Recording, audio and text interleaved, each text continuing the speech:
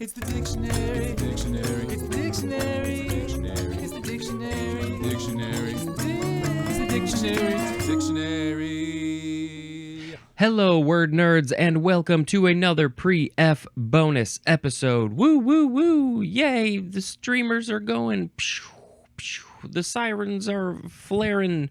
Anyway, hi everybody. My name is Spencer Parks, and here we are going to talk about more 2023 new words that were added to the dictionary in 2023. In the previous one, I talked about Merriam Webster added 690 new words in September of 2023, and I talked about 1, 2, 3, 4, 5, 6, 7, 8, 9, 10, 11, 12, 13 of them, I think. And in this episode, we're going to talk about the digital world section. There's a few of those. Maybe if I'm feeling like it, I'll go to the next section. We'll see how I'm feeling. All right, let's get into it. The first new word from September 2023 from the digital world that Merriam Webster has to tell us is generative AI. And woo, this surely has evolved in the time that it was added to the dictionary a year ago. This is a noun, and it is artificial intelligence that is capable of generating new content, such as images or text, in response to a submitted prompt, such as a query, by learning from a large reference database of examples. You probably already know what this is, but basically, the programmers are putting a ton of information, words and images and videos and more into the computer, the program, the brain of the whole thing, and then it has all of this knowledge, and it can also scan the whole internet. And then you say, write me this thing, draw me this thing, create this thing based on all of these parameters, and then it spits it out, and it's doing a really good job. Clearly it's not perfect, but it's getting better every day, and a lot of us have really, really, really mixed feelings about this. There are some really good benefits in, making maybe the quality of your audio better, getting rid of sounds in the background. That's an AI thing. You can take songs and you can, in your editing program, change the loudness of the vocals versus the guitar versus the drums. You can remove certain sections altogether because it can tell what's in there. There's things like in Photoshop or Illustrator or other web programs, create me this image. Create this in a digital format, in a watercolor format, in a claymation form, whatever you want. It's cool. People are creating stuff, but at the same time, there are these artists out there who are good at what they do. And how can we still make sure that they have jobs? And, it's a weird thing that we have to deal with and now learn how to live with going forward, because it's clearly not going away. Anyway, I don't want to talk about that anymore. Next word, large language model. This is a noun, and it is a language model that utilizes deep methods on an extremely large data set as a basis for predicting and constructing natural-sounding text. I mean, this definitely is related to AI. It seems like this is the type of thing that you say, write me a script in the style of this person, and it's going to cull all of that information, and it's going to use that large language model, that information of lots and lots of language, and figure out a way to write it in the way that it's supposed to be written. Is that correct? I think so. Close enough. Anyway, we're going to go on. Vector graphics. How was this not already in the dictionary? There's a lot of uses for the word vector. Vector graphics have been around since at least the 80s. What does this one have to say? It is a noun. It is a process of creating digital images by using mathematical formulas to specify the relationship between the elements of the image, such as the start and end points of a line, rather than by defining each individual pixel. So, for instance, Photoshop, we're just going to go back to these programs that I already mentioned that I know better than other ones. Photoshop is a not vector graphic program. I think maybe it can do some vector stuff, but it's in general pixel based. So the image is just a whole bunch of pixels, little squares. But vectors, instead of using pixels, they're like, this line starts here and ends here, and I'm just going to say it's a smooth line all the way through that whole time. And you can zoom in as far as you want and never lose resolution. It's always going to look sharp. You can zoom out. And so Illustrator, that's another program, that one uses vector. And so, the animations that I've created, I did a lot of rotoscope animation before, and I was doing it all in Illustrator. So you could zoom in, you could blow it up as big as you want, and it still looks nice and sharp. There's pros and cons to both, right? There's benefits to both. And so it's interesting that this is just now getting into the dictionary. Vectors. You're using vectors and lines and math and stuff. You're not using math, but the program is using a lot of math. All right, that was interesting. Next, related to what I just talked about, it's the word rotoscope, which again, the word rotoscope has been around since the early 1900s. We're not going to go into a history lesson, but what is this? This is a verb, and it is to draw or paint over, and there's a bunch of parentheses. The example is something such as live action footage or an element from such footage.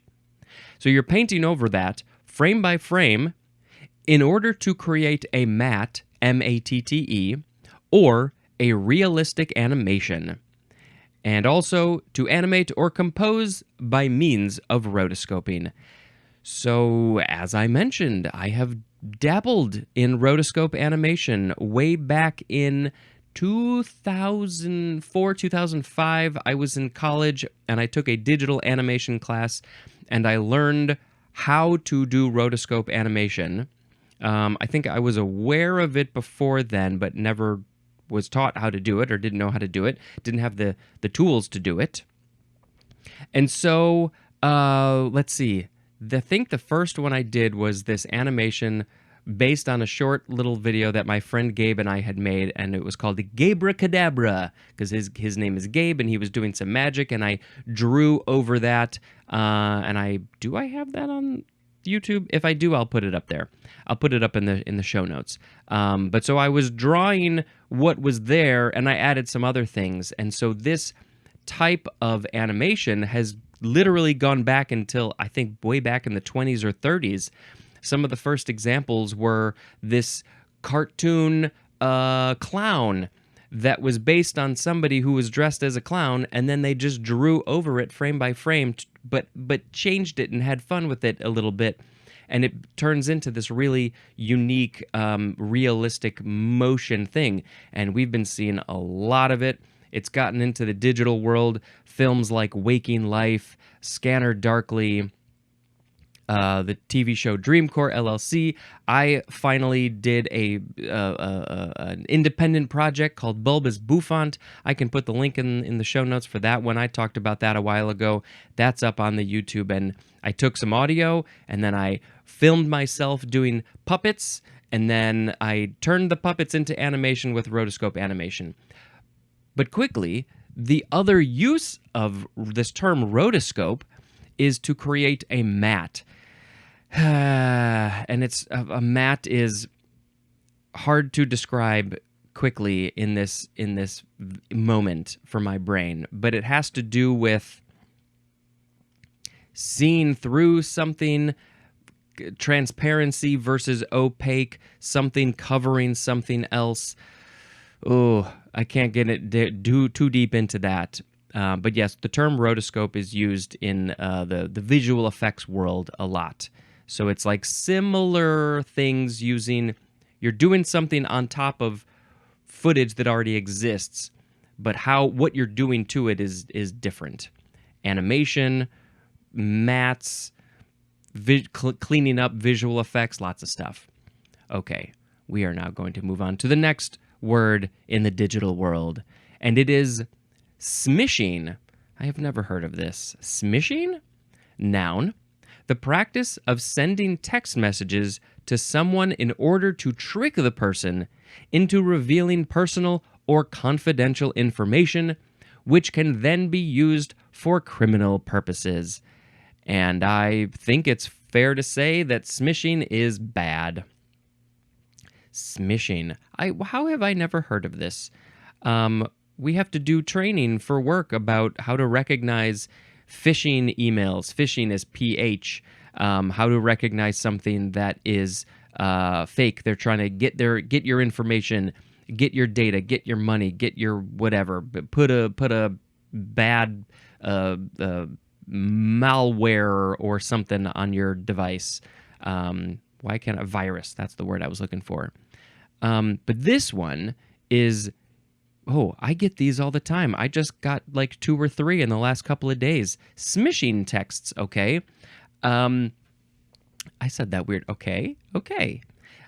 So you send a text messages to this random number, and you try to say something in a way that makes you feel like, I must know this person, but why is their number not coming up? I surely know them. I will contact back and say, oh, hello, who are you? And then it starts a conversation, and then they will use probably psychology and lots of other tricks to say words that get you to give your information over, give them your personal information. So be careful. It's very easy to get scammed these days because they are so good at it. So you need to be real smart about this stuff. Smishing. Don't get smished. Ooh. I've almost gotten smished, I think. There's been a couple of times a long time ago where I was like, I responded back and I was like, nope, we're done. This is wrong. The next word is passkey. Noun. It's only giving us number 2. That must be the new definition that they added. This is an authentication method that uses biometrics, such as fingerprint or facial recognition, to identify and grant access to an authorized user. Biometrics specifically, what's your passkey? Well, my passkey could be my fingerprint or it could be my face. And a lot of people are using this when they open their phone. It gets their face. Here's my face. You can only open this phone if you got my face. So yeah, I guess passkey is, I don't know why. So it's not password, right? Because that's usually words and letters and numbers and characters. But why passkey? The key, your face is your key. I don't know. Passkey. The next one, the last one, and I think I'm just going to end it with this one. It's the word hallucination, which clearly is already in the dictionary, but we have this new definition. It is a noun, the number 3 definition for Merriam Webster, I guess.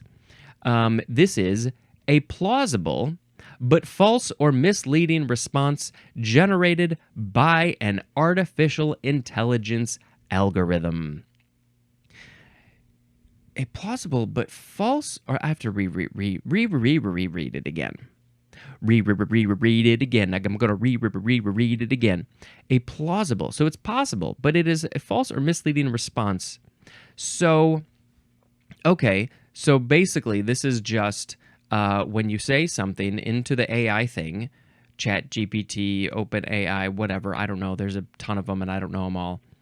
You ask it for some information and it gives you information, but unfortunately that information is wrong. It seems like it could be right, So you got to know enough about the thing that it's talking about to recognize whether it's right or not if you're looking for factual information.